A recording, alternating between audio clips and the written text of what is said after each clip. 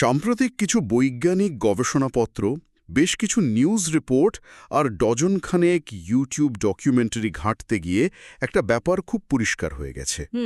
বিজ্ঞান কল্পকাহিনী বা science fiction এটা এখন আর কেবল বইয়ের পাতায় বা সিনেমার পর্দায় আটকে নেই। একদমই না। আজকের এই বিশেষ গভীর আলোচনায় আমরা সবাইকে স্বাগত জানাচ্ছি। আমরা আজ এমন একটা বিষয় নিয়ে কথা বলতে যাচ্ছি যা আক্ষরিক অর্থেই আমাদের সভ্যতার মোড় ঘুরিয়ে দিতে পারে। আমরা কথা বলছি নিউক্লিয়ার ফিউশন নিয়ে। হ্যাঁ, পৃথিবীতে বসে বিজ্ঞানীরা একটা আস্ত নক্ষত্র বা কৃত্রিম সূর্য তৈরি করার চেষ্টা করছেন। ভাবলেই গায়ে কাঁটা দেয়, তাই না? একেবারে। আর এটা কিন্তু শুধু ল্যাবরেটরির ভেতরের কোনো তাত্ত্বিক বা বোরিং গবেষণা নয়। আমরা এমন একটা পর্যায়ের কথা বলছি যেখানে বিলিয়ন বিলিয়ন ডলারের বিনিয়োগ হচ্ছে, বিশ্বের সেরা সব মস্তিষ্ক একসাথে কাজ করছে। ঠিক। আর প্রতিদিন অবিশ্বাস্য সব ইঞ্জিনিয়ারিং বা প্রকৌশলগত বাধা পেরিয়ে যাওয়ার গল্প তৈরি হচ্ছে। একটা সময় যা মানুষের কল্পনারও অতীত ছিল, আজ তা আমাদের চোখের সামনে বাস্তব রূপ নিচ্ছে।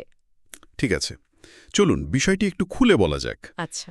আমরা যখনই পারমাণবিক শক্তির কথা ভাবি, আমাদের মাথায় সবার আগে চার্নোবিল বা ফুকুশিমার মতো ফিশন রিয়্যাক্টরগুলোর ছবি ভেসে ওঠে।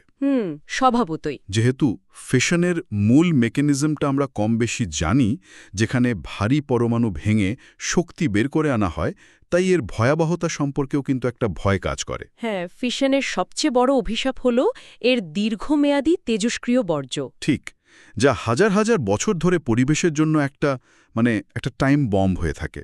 কিন্তু ফিউশন এর ঠিক উল্টো। এখানে ভাঙার বদলে জোড়া লাগানো হচ্ছে। হালকা হাইড্রোজেনের আইসোটোপগুলোকে প্রচণ্ড তাপ আর চাপে ফিউজ করে বা মিলিয়ে দিয়ে শক্তি তৈরি করা হচ্ছে। মহাবিশ্বের কোটি কোটি নক্ষত্র, এমনকি আমাদের সূর্যও ঠিক এভাবেই তাদের অসীম শক্তি তৈরি করছে, তাই না? একদম ঠিক। ফিশনের ওই বিপজ্জনক বর্জ্যের ঝামেলা ছাড়াই ফিউশন আমাদের অফুরন্ত আর পরিচ্ছন্ন শক্তি দিতে পারে।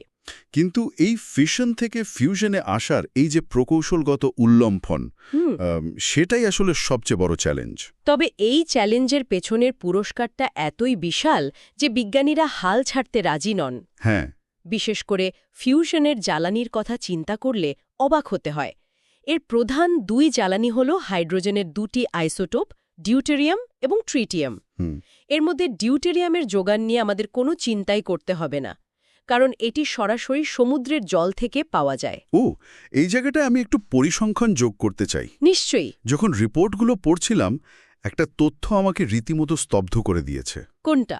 মাত্র 1 লিটার সমুদ্রের জল থেকে যে পরিমাণ ডিউটেরিয়াম সংগ্রহ করা সম্ভব, তা দিয়ে ফিউশন বিক্রিয়ার মাধ্যমে যে শক্তি পাওয়া যাবে, সেটা প্রায় 300 লিটার গ্যাসোলিন বা জ্বালানি তেল পোড়ানোর সমান। হ্যাঁ, রেশিওটা আসলেই অবিশ্বাস্য। পৃথিবীর মহাসাগরগুলোতে কি পরিমাণ জল আছে সেটা একবার ভাবুন। তার মানে আমাদের সমুদ্রগুলোই আসলে ভবিষ্যতে সবচেয়ে বড় তেলের খনি হতে যাচ্ছে। আর সবচেয়ে বড় কথা, এখানে কোনো কার্বন নিঃসরণ নেই। একদম। জ্বালানি হিসেবে ডিউটেরিয়াম প্রায় অফুরন্ত, কিন্তু গল্পের আসল ভিলেন বা চ্যালেঞ্জ হল ট্রিটিয়াম। ট্রিটিয়াম? হ্যাঁ, প্রকৃতিতে ট্রিটিয়াম অত্যন্ত বিরল।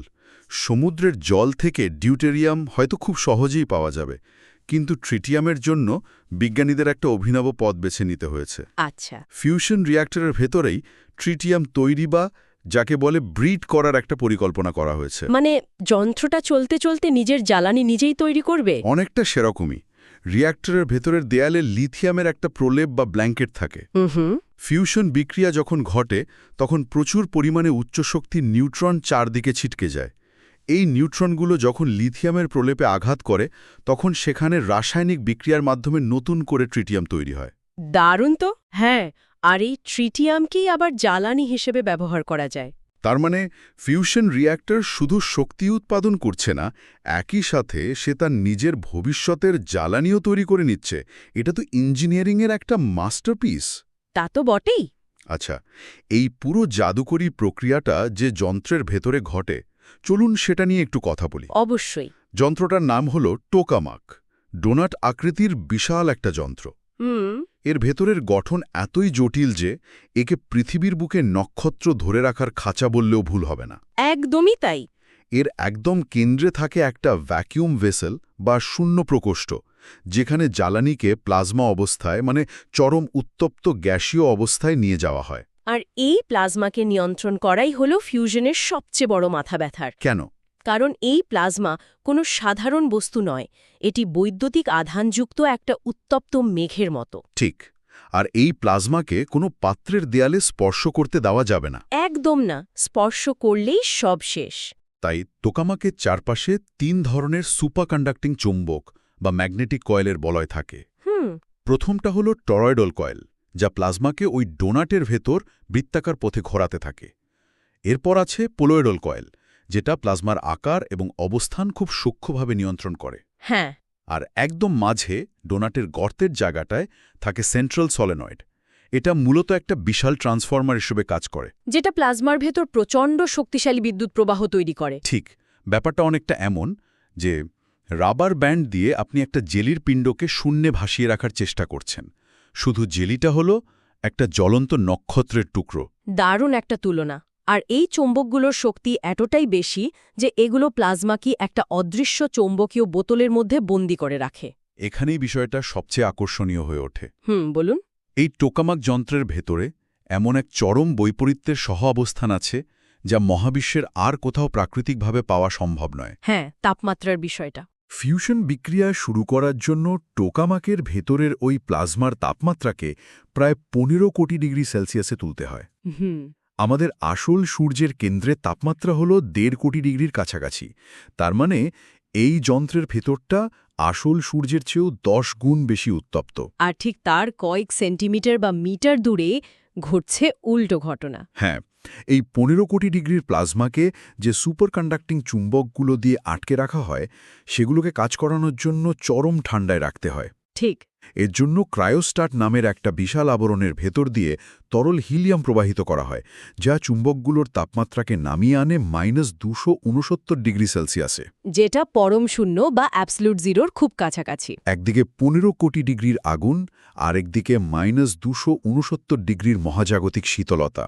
আর এই দুটোর মাঝে দূরত্ব হয়তো সামান্য একটা দেয়ালের। এই চরম বৈপরীত্যের কথা শুনলে অনেকের মনেই একটা ভয় কাজ করতে পারে। ভয়? কীরকম? ধরুন, যদি ওই 15 কোটি ডিগ্রির প্লাজমা কোনোভাবে নিয়ন্ত্রণ হারিয়ে ফেলে, যদি চৌম্বকগুলো কাজ করা বন্ধ করে দেয়, আচ্ছা, তাহলে কি পুরো রিয়্যাক্টর গলে যাবে বা বড় কোনো বিস্ফোরণ ঘটবে? এটা তো খুব স্বাভাবিক একটা প্রশ্ন। এখানেই ফিউশনের সবচেয়ে দারুণ দিকটা লুকিয়ে আছে। ফিশন রিয়্যাক্টরের মতো এখানে মেল্টডাউন বা বিস্ফোরণের বিন্দুমাত্র কোনো ঝুঁকি নেই। কারণটা একটু বিস্তারিত বলবেন? ফিউশন ঘটার জন্য ওই চরম তাপ, চাপ এবং নিখুঁত চৌম্বকীয় খাঁচার প্রয়োজন। যদি এই ব্যালেন্সের সামান্যতম কোনো বিচ্যুতি ঘটে, যদি চৌম্বক কাজ করা বন্ধ করে দেয়, তাহলে প্লাজমা মুহূর্তের মধ্যে তার তাপ হারিয়ে ফেলবে। ও আচ্ছা। বিক্রিয়াটা স্বয়ংক্রিয়ভাবেই বন্ধ হয়ে যাবে।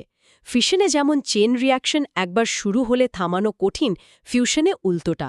রিয়াকশন ধরে রাখাটাই সবচেয়ে কঠিন কাজ। তাই প্রাকৃতিকভাবেই এটি শতভাগ নিরাপদ। এখানকার সবচেয়ে চমকপ্রদ দিকটি হল এই নিখুঁত পরিবেশ তৈরি করা এবং প্লাজমাকে বেশিক্ষণ ধরে রাখার জন্য গোটা বিশ্ব এখন একটা অঘোষিত প্রতিযোগিতায় মেতে উঠেছে। একটা রেস চলছে বলা যায়। হ্যাঁ, রাষ্ট্রগুলো একে অপরের রেকর্ড ভাঙার জন্য মরিয়াতে আছে। সাম্প্রতিক কিছু ডেটা দেখলে বোঝা যায় এই লড়াইটা কতটা তীব্র। যেমন চীনের কথা বলা যায়, তাই না? ঠিক। চীনের ইস্ট রিয়্যাক্টরের কথা ধরা যাক। 2025 সালের জানুয়ারিতে তারা হাই কনফাইনমেন্ট প্লাজমা একটানা 1096 সেকেন্ড পর্যন্ত ধরে রাখার এক নতুন বিশ্ব রেকর্ড গড়েছে। বাপরে! এর আগে 2023 সালেও তারা 7 কোটি ডিগ্রি সেলসিয়াস তাপমাত্রা প্রায় 18 মিনিট ধরে রেখে সবাইকে চমকে দিয়েছিল। কিন্তু চীনের এই রেকর্ড তো বেশি দিন টিকল না। ঠিক ধরেছেন। মাত্র 1 মাস পরে 2025 সালের ফেব্রুয়ারিতে ফ্রান্সের ওয়েস্ট রিয়্যাক্টর সেই রেকর্ড ভেঙে দেয়। তারা 5 কোটি ডিগ্রি সেলসিয়াসে 1336 সেকেন্ড পর্যন্ত প্লাজমা ধরে রাখতে সক্ষম হয়। এই যে সেকেন্ডের পর সেকেন্ড প্লাজমা ধরে রাখার লড়াই, এটাই আসলে বুঝিয়ে দিচ্ছে আমরা বাণিজ্যিক ফিউশনের দিকে একটু একটু করে এগোচ্ছি। আবার যুক্তরাষ্ট্রের দিকে তাকালে কিন্তু আমরা ভিন্ন একটা টেকনোলজি দেখতে পাই। লেজার প্রযুক্তি। ঠিক। লরেন্স লিভারমোর ন্যাশনাল ল্যাবরেটরি বা এলএনএল এর ন্যাশনাল ইগনিশন ফ্যাসিলিটিতে তারা চৌম্বকীয় খাঁচার বদলে লেজার প্রযুক্তি ব্যবহার করছে। হ্যাঁ, 2022 সালের ডিসেম্বরের ঘটনাটা। হ্যাঁ, তারা 192টি অত্যন্ত শক্তিশালী লেজার দিয়ে একটা ছোট্ট জ্বালানি ক্যাপসুলকে আঘাত করে প্রথমবারের মতো ইগনিশন অর্জন করে। ইগনিশন মানে হল নেট এনার্জি গেইন। অর্থাৎ লেজার দিয়ে তারা যে পরিমাণ শক্তি প্রয়োগ করেছিল, ফিউশনের ফলে তার চেয়ে বেশি শক্তি উৎপাদিত হয়েছে। এটা পদার্থবিজ্ঞানের ইতিহাসে একটা বিশাল মাইলফলক। তবে এখানে একটা ছোট কিন্তু গুরুত্বপূর্ণ সূক্ষ্ম ব্যাপার আছে। সেটা কি? তারা ইগনিশন পেয়েছে প্লাজমার স্তরে, অর্থাৎ লেজারের শক্তি আর প্লাজমা থেকে পাওয়া শক্তির হিসেবে তারা লাভবান ছিল। কিন্তু ওই লেজারগুলোকে চালানোর জন্য যে বিশাল পরিমাণ বিদ্যুৎ খরচ হয়েছে, সেটার হিসেব ধরলে কিন্তু পুরো সিস্টেমটা এখনও এনার্জি নেগেটিভ। হ্যাঁ, একদম। সায়েন্টিফিক ব্রেক ইভেন আর ইঞ্জিনিয়ারিং ব্রেক ইভেনের মধ্যে যে আকাশ-পাতাল তফাৎ, এটা তার একটা বড় প্রমাণ। হ্যাঁ। এর পরেও যুক্তরাজ্যের জেট রিয়্যাক্টরের 2024 সালের একটা রেকর্ড বেশ আলোড়ন তুলেছে। হ্যাঁ, ওই অল্প জ্বালানির রেকর্ড। তারা মাত্র 0.2 মিলিগ্রাম জ্বালানি ব্যবহার করে 69 মেগাজুল শক্তি উৎপন্ন করেছে। 0.2 মিলিগ্রাম কিন্তু এক চিমটি বালুর চেয়েও ছোট একটা পরিমাণ। ভাবা যায়। এতটুকু জ্বালানি থেকে এত বিশাল শক্তি উৎপাদন সত্যি কল্পনাতীত। এই ছোটখাটো ল্যাবরেটরি আর জাতীয় গবেষণাগুলোর পাশাপাশি কিন্তু মানব ইতিহাসের সবচেয়ে জটিল আর বৃহৎ আন্তর্জাতিক মেগা প্রজেক্টও এই মুহূর্তে চলমান। আমি ফ্রান্সে নির্মাণাধীন ইটার প্রজেক্টের কথা বলছি। হ্যাঁ, ইন্টারন্যাশনাল থার্মোনিউক্লিয়ার এক্সপেরিমেন্টাল রিয়্যাক্টর। বিশ্বের 7টি বড় শক্তি চীন, ইউরোপীয় ইউনিয়ন, ভারত, জাপান, রাশিয়া, দক্ষিণ কোরিয়া এবং যুক্তরাষ্ট্র সবাই মিলে এই প্রজেক্টটা দাঁড় করাচ্ছে। ইটারের ব্যাপারটা অন্যান্য প্রজেক্ট থেকে একেবারেই আলাদা। এটি কোনো বিদ্যুৎ কেন্দ্র নয় যে কাল থেকেই গ্রিডে বিদ্যুৎ দেবে। তাহলে এর কাজ কি? এর মূল লক্ষ্য হল বৈজ্ঞানিক এবং প্রকৌশলগতভাবে প্রমাণ করা যে আমরা বিশাল পরিসরে ফিউশনকে লাভজনকভাবে নিয়ন্ত্রণ করতে পারি। এদের প্রধান লক্ষ্য হল Q=10 অর্জন করা। Q=10, এটা একটু বুঝিয়ে বলবেন। এর মানে হল রিয়্যাক্টরে যদি 50 মেগাওয়াট শক্তি ইনপুট হিসেবে দেয়া হয়, তবে ফিউশন বিক্রিয়া থেকে 500 মেগাওয়াট থার্মাল শক্তি বেরিয়ে আসবে। ওহ, 10 গুণ বেশি? ঠিক। এটা যদি তারা করে দেখাতে পারে, তাহলে বুঝতে হবে বাণিজ্যিক ফিউশন প্ল্যান্ট তৈরি করা কেবল সময়ের ব্যাপার। কিন্তু আমি যদি একটু সমালোচকের দৃষ্টিকোণ থেকে দেখি, ইটার প্রজেক্টের বর্তমান অবস্থা কিন্তু বেশ হতাশাজনক। বাজেটের দিক দিয়ে? হ্যাঁ, এই প্রজেক্টের যে বিশাল বাজেট আর টাইমলাইনের দীর্ঘসূত্রতা, সেটা নিয়ে অনেক প্রশ্ন উঠছে। তা তো উঠবেই। শুরুতে ধারণা করা হয়েছিল এর বাজেট হবে 5 বা 6 বিলিয়ন ইউরো। কিন্তু নকশায় বারবার পরিবর্তন, কাঁচামালের দাম বৃদ্ধি আর এতগুলো দেশের আমলাতান্ত্রিক জটিলতার কারণে সেই বাজেট এখন 18 থেকে 22 বিলিয়ন ইউরোতে গিয়ে ঠেকেছে। এমনকি কিছু কিছু বিশ্লেষক বলছেন শেষ পর্যন্ত এর খরচ 65 বিলিয়ন ডলারে গিয়েও দাঁড়াতে পারে। তবে প্রজেক্টের স্কেল বা আকার চিন্তা করলে এই খরচ বা বিলম্ব খুব একটা অস্বাভাবিক নয়। তাই মনে করেন? হ্যাঁ, কারণ এটা এমন একটা সাপ্লাই চেইন যা আগে কখনো পৃথিবীতে তৈরি হয়নি। এর একটা চুম্বক তৈরি হয় জাপানে, তো আরেকটা যন্ত্রাংশ তৈরি হয় রাশিয়ায়, আর সব অ্যাসেম্বল বা জোড়া লাগানো হয় ফ্রান্সে। সেটা অবশ্য ঠিক। এই বিশাল লজিস্টিক্স ম্যানেজ করাটাই একটা দুঃস্বপ্ন। তা মানলাম, কিন্তু তাদের টাইমলাইনের কি হবে? 2024 সালে তারা যে নতুন সময়সূচি দিয়েছে, সেটা অনুযায়ী এই রিয়্যাক্টরে প্রথমবারের মধ্যে প্লাজমা তৈরি হবে 2033 বা 2034 সালে। আর আসল পরীক্ষা মানে ডিউটেরিয়াম আর ট্রিটিয়াম দিয়ে পূর্ণাঙ্গ অপারেশন শুরু হতে হতে 2039 সাল লেগে যাবে। হ্যাঁ, সময়টা বেশ দীর্ঘ। 2039। এত দীর্ঘ সময় যদি কেবল একটা পরীক্ষামূলক রিয়্যাক্টর চালাতেই লাগে, তাহলে এখান থেকে গ্রিডে বিদ্যুৎ আসতে তো আরও কয়েক দশক পেরিয়ে যাবে। অনেকেই তো বলছেন ফিউশন শক্তির এই স্বপ্ন আমাদের জীবদ্দশায় হয়তো আর বাস্তবে রূপ নেবে না। যদি আমরা একে বৃহত্তর প্রেক্ষাপটের সাথে যুক্ত করি, তাহলে ছবিটা কিন্তু এতটাও অন্ধকার নয়। কেন? কারণ ফিউশন প্রযুক্তি এখন আর কেবল সরকারি আমলাতন্ত্র বা ইটারের মতো বিশাল ধীরগতির মেলা প্রজেক্টের হাতে বন্দী নেই। এটা এখন প্রাইভেট সেক্টরের একটা বিশাল এবং অবিশ্বাস্য দ্রুতগতির মার্কেট। মার্কেট সাইজটা তো রীতিমতো চমকে দেওয়ার মতো। 2024 সালেই গ্লোবাল নিউক্লিয়ার ফিউশন মার্কেটের আকার ছিল $331.6 বিলিয়ন।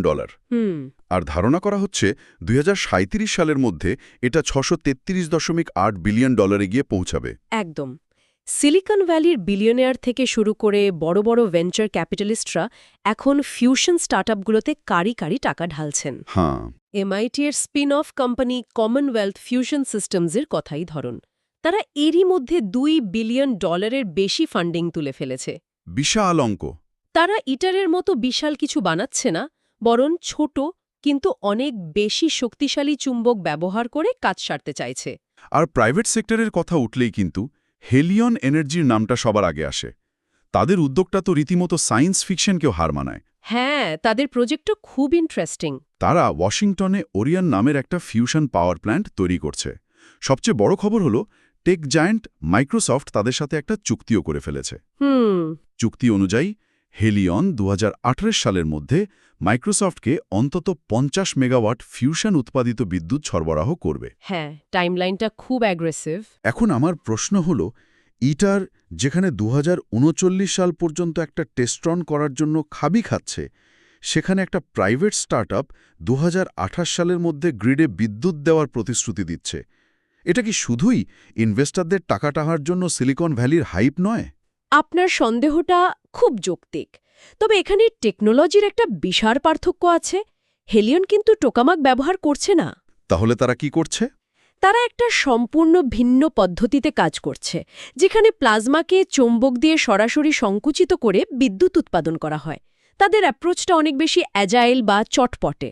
আচ্ছা। তারা বিশাল প্রজেক্ট বানানোর বদলে ছোট ছোট প্রোটোটাইপ বানিয়ে দ্রুত ফেল করছে এবং শিখছে। Trial and error method. ঠিক। শুধু হেলিয়ন নয়, টিএই টেকনোলজিসের মতো কোম্পানিগুলো 2030-এর দশকের শুরুতেই তাদের কমার্শিয়াল ফিউশন প্ল্যান্ট, যার নাম দিয়েছে দ্য ভিঞ্চি, সেটা গ্রিডে যুক্ত করার রোডম্যাপ নিয়ে এগোচ্ছে। তার মানে প্রাইভেট সেক্টর বেশ আটগাট বেঁধেই নেমেছে। হ্যাঁ, সরকারি মেগা প্রজেক্টগুলো যেখানে নিখুঁত হওয়ার জন্য দশকের পর দশক পার করছে, সেখানে প্রাইভেট কোম্পানিগুলো বলছে আমাদের পারফেকশন দরকার নেই, আমাদের দরকার দ্রুত রেজাল্ট। তাহলে এই সব কিছুর মানে কি দাঁড়াচ্ছে? আমরা আলোচনার একদম শেষ প্রান্তে চলে এসেছি। আজকে আমরা যা যা দেখলাম তার সারমর্ম করলে বিষয়টা দাঁড়ায় এমন: পৃথিবীতে একটা নক্ষত্র তৈরি করা মোটেও সহজ কোনো কাজ নয়। মোটেও না। 15 কোটি ডিগ্রির প্লাজমা ধরে রাখা, পরম শূন্য তাপমাত্রায় সুপারকন্ডাক্টিং চুম্বক চালানো কিংবা রিয়্যাক্টরের ভেতরে ট্রিটিয়াম ব্রিড করা, প্রতিটি স্তরেই এমন সব প্রকৌশলগত বাধা রয়েছে যা মানব ইতিহাসে আগে কখনো আসেনি। একদম ঠিক। কিন্তু এরপরও ল্যাবরেটরি রেকর্ডগুলো ভাঙছে, প্রাইভেট সেক্টর বিলিয়ন ডলার বিনিয়োগ নিয়ে মাঠে নেমেছে। ফিউশন এনার্জি এখন আর কেবল বিজ্ঞান কল্পকাহিনী নয়, এটি এখন প্রকৌশলবিদ্যা আর বাণিজ্যিকীকরণের একটা রেস ট্র্যাকে দাঁড়িয়ে আছে। যদি সত্যি সত্যি আগামী 1 বা 2 দশকের মধ্যে এই অসীম, পরিচ্ছন্ন আর নিরাপদ শক্তির উৎস আমাদের গ্রিডে যুক্ত হয়, তবে সেটা শুধু বিদ্যুতের সমস্যার সমাধান করবে না। এটি আমাদের পুরো মানব সভ্যতার ইতিহাস, অর্থনীতি আর জলবায়ু পরিবর্তনের গতিপথ চিরতরে বদলে দেবে। আর ঠিক এখানেই এটি একটি গুরুত্বপূর্ণ প্রশ্নের জন্ম দেয়। কীরকম প্রশ্ন? এতক্ষণ আমরা পৃথিবীতে বসে ফিউশন ঘটানোর নানা দিক নিয়ে কথা বললাম। আমরা দেখেছি ফিউশনের জ্বালানি ট্রিটিয়াম কতটা বিরল আর একে ব্রিড করা কতটা জটিল। হ্যাঁ, কিন্তু মহাকাশ গবেষণার ডেটাগুলো আমাদের সম্পূর্ণ ভিন্ন একটা সম্ভাবনার কথা বলছে। সেটা কি? চাঁদের মাটিতে প্রচুর পরিমাণে হিলিয়াম-3 নামক একটা আইসোটোপ ছড়িয়ে আছে। হিলিয়াম-3? হ্যাঁ, এই হিলিয়াম-3 যদি ফিউশনে ব্যবহার করা যায়, তবে পুরো প্রক্রিয়াটি ট্রিটিয়ামের চেয়ে অনেক বেশি কার্যকর এবং নিরাপদ হবে। ও, এটা তো একদম নতুন একটা দিক। ঠিক তাই। তাহলে কি ভবিষ্যতে অফুরন্ত পরিচ্ছন্ন শক্তির তৃষ্ণা মেটাতে মানবজাতিকে চাঁদে খনি গড়তে হবে? সাক্ষী হতে যাচ্ছি, যা শেষ পর্যন্ত আমাদের একটি আন্তঃগ্রহীয় প্রজাতিতে পরিণত করবে। এটি যারা শুনছেন তাদের জন্য একটি বিশাল এবং অবিশ্বাস্য ভাবনার খোরাক রেখে যায়। সত্যি মাথা ঘোরানো একটা কনসেপ্ট। এই রোমাঞ্চকর ভবিষ্যতের দিকে নজর রেখে আজকের এই গভীর আলোচনা আমরা এখানেই শেষ করছি। এতক্ষণ আমাদের সাথে থাকার জন্য ধন্যবাদ।